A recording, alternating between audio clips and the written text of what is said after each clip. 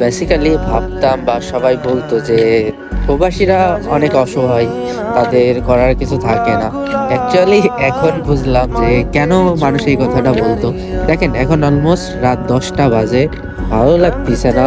And আশেপাশে খুবই ফাঁকা, মানে পুরোটাই ফাঁকা।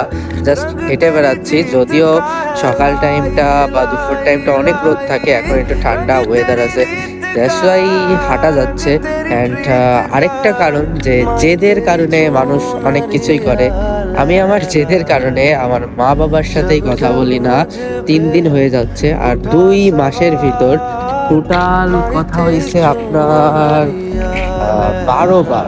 2 মাসের ভিতর 12 বার কথা হয়েছে, জাস্ট জেদের কারণে। তা আমি একটা জিনিস আজকে হিসাব করলাম যে আমি যদি প্রতিদিন 2 বার করেও বাসায় কল দিই, আমি 1 বছরে তাদের